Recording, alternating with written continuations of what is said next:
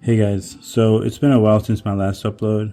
I wanted to do a video where I talk a little bit about my drawing process. I typically draw and shade only with a pen, but recently I have been using alcohol markers for shading and coloring.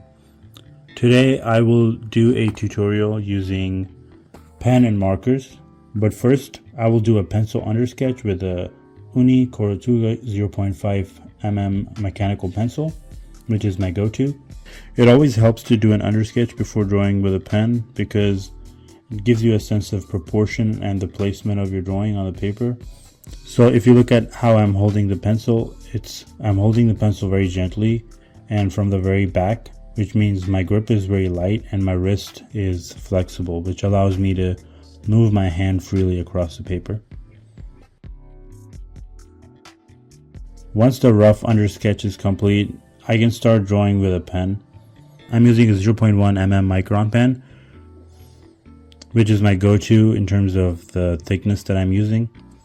I will speed up this video a little bit so we can get to the end of the sketching bit.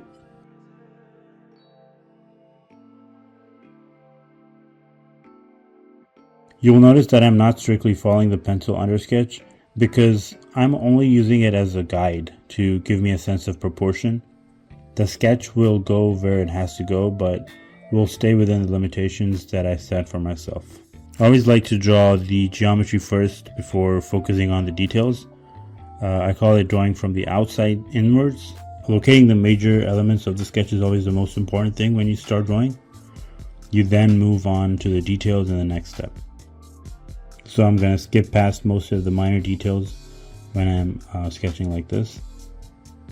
Since I'm using markers in this sketch for shading, I will not do any hatching or pen shading.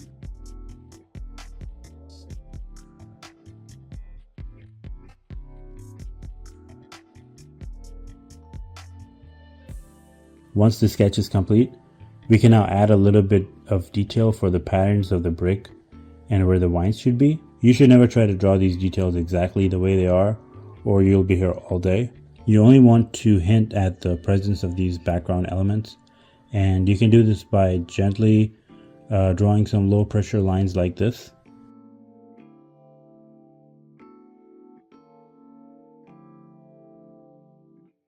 We won't go any further with the details because of the nature of the sketch. It's supposed to be a rough, quick sketch, and it's not like a proper detailed or measured elevation where people draw every single bit of minute detail that they see. So I will now use my alcohol markers to give it some depth and character. I'm using Ohuhu alcohol markers. They have a good variety of colors, but they tend to be on the darker side. I wish they had better grays like Copic. So that's one area that they maybe don't have the best variety, but we're gonna give it a go. But I haven't really gotten to Copic yet, so this is what I'm trying. So one thing you want to know about these alcohol markers is never trust the color of the cap. Before you actually start using your marker on your sketch, you want to do two things. Number one, place a paper underneath your sketch so that the ink doesn't bleed through behind the page, especially if you're using a sketchbook. Secondly, always try the marker out before using them on your paper. I'm going to put this old sketchbook here to test them and see how they actually look like before I start drawing with them. And you could try different layers and try different shades and colors to see what the result looks like. So now I'm going to start with a base layer of cool gray, and then I can start adding different shades to get to the level of shade that I want. You always want to start with a lighter shade and then make things darker where they need to be. I will speed this video a little bit so that we can jump to the end and you can see the whole process as I go.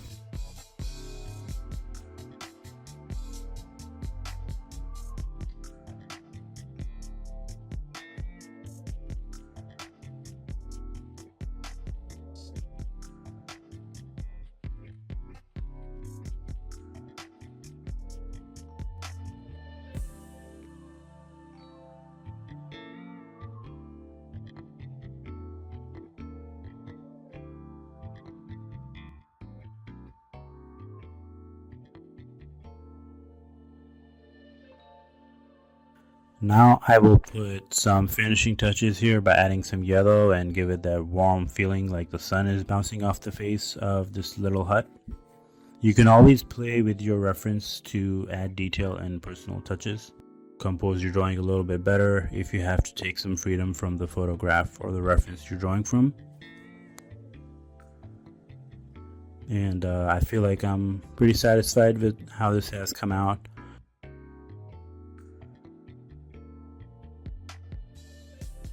That's just one example. We're going to be drawing a couple more of these. Let's draw another picture that I took in the same area that the first picture was from. This was a cathedral that I was able to spot and look and took this photo. I will repeat the whole process again, and we will be speeding up a little bit and slowing down the video as we go. Since we've already been through the process once, so I won't be going into too much detail as we did in the first one. This drawing will be a little bit rougher on the edges.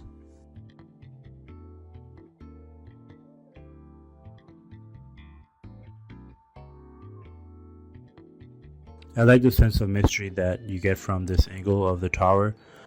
It sort of rises behind these trees. I have a more clear photo of the building as well, but I like this one more because the character that it gives from this angle is very interesting. Also, you're getting this variation in the way the sun kind of shines off of its two surfaces, so that makes for a more interesting sketch. So once I do a fairly rough looking sketch right here, I can start coloring it and layering some shades. Let's start with gray again, and we will darken the surface of the building as we go.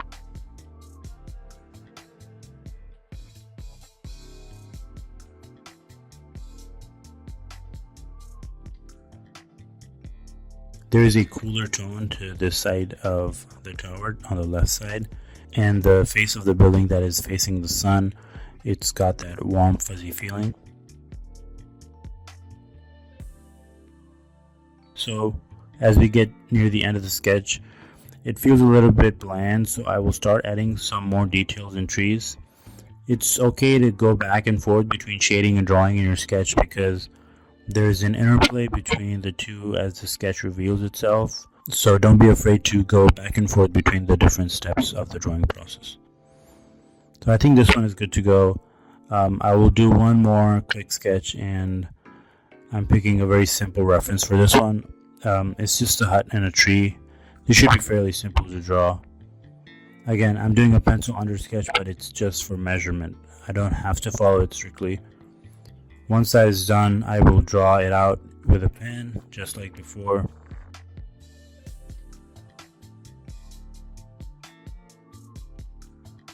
The tree is interesting because it's going to come out different every time you draw it, especially when you're drawing it roughly like this. So I'm going to go back in and add some bricks here.